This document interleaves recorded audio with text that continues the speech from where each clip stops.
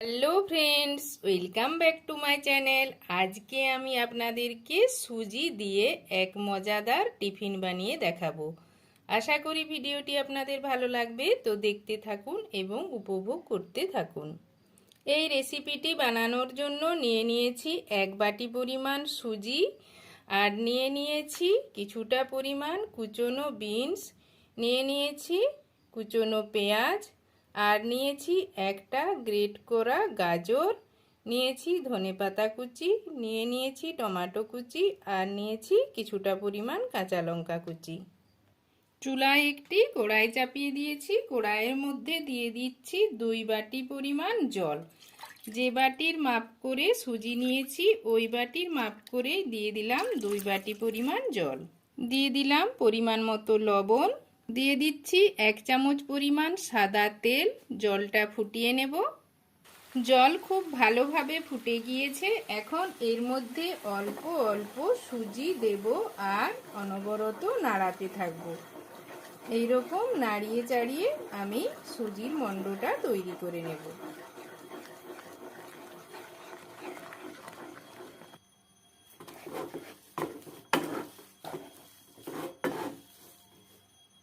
মণ্ডটা তৈরি হয়ে গিয়েছে। এটাকে নামিয়ে নিয়ে ঢাকনা দিয়ে ঢেকে রেখে দেব। টিফিন বানানোর জন্য পুরটা তৈরি করে নেব। তার জন্য চুলায় একটি প্যান বসিয়ে দিয়েছি। প্যানের মধ্যে দিয়ে দিচ্ছি 2 থেকে 3 চামচ পরিমাণ সাদা তেল। তেলটা গরম করে নেব। তেল গরম হয়ে গিয়েছে, দিয়ে দিচ্ছি কুচনো পেঁয়াজ।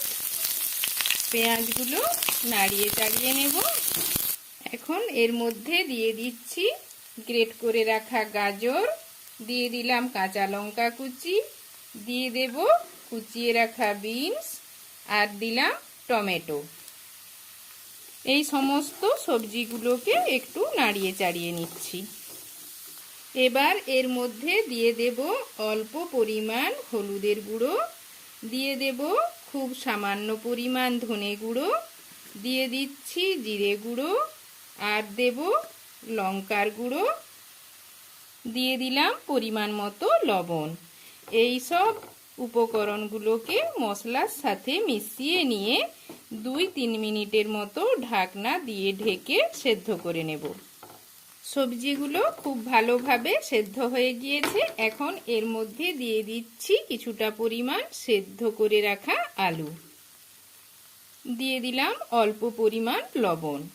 এই লবণ আলুটা সবজির সাথে ভালোভাবে মিশিয়ে নিয়ে 2-3 মিনিট নাড়িয়ে চাড়িয়ে শুকনো শুকনো করে নেব।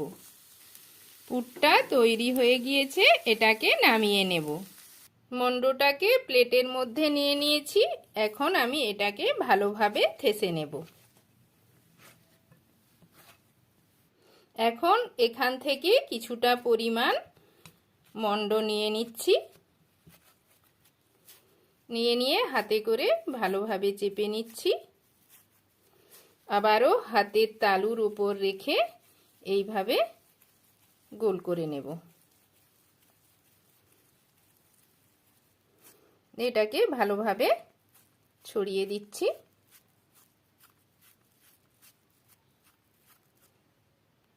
এটাকে ভালোভাবে ছড়িয়ে নিয়েছি। দিয়ে দিচ্ছি তৈরি করে রাখা পুর।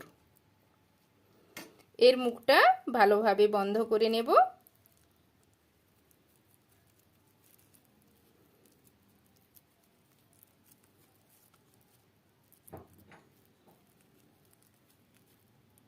মুখটা খুব ভালোভাবে বন্ধ করে নিয়েছি। এরপর এটাকে আমি এইরকমভাবে গোল করে নিচ্ছি। এখানে একটা চিমটে নিয়ে নিয়েছি। এই চিমটে দিয়ে একটা ডিজাইন করে নেব।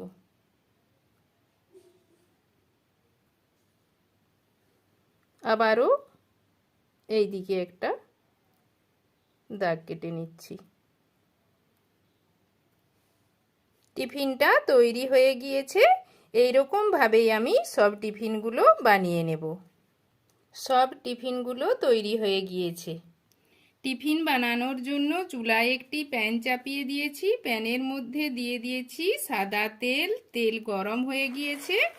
এখন এর মধ্যে দিয়ে দিচ্ছি তৈরি করে রাখা টিফিন। চুলার আঁচটা মিডিয়ামে রেখে টিফিনগুলো ভেজে নিতে হবে। টিফিনগুলোর এক পাশটা ভাজা হয়ে গিয়েছে, অপর পাশটা উল্টে নেব। এইভাবে উল্টে পাল্টে টিফিনগুলো ভেজে নেব। তো দেখুন বন্ধুরা, টিফিনগুলো ভাজা হয়ে গিয়েছে। এগুলো দেখতে কতটা সুন্দর হয়েছে। এগুলো দেখতে যতটা সুন্দর হয়েছে খেতেও কিন্তু খুব ভালো লাগবে।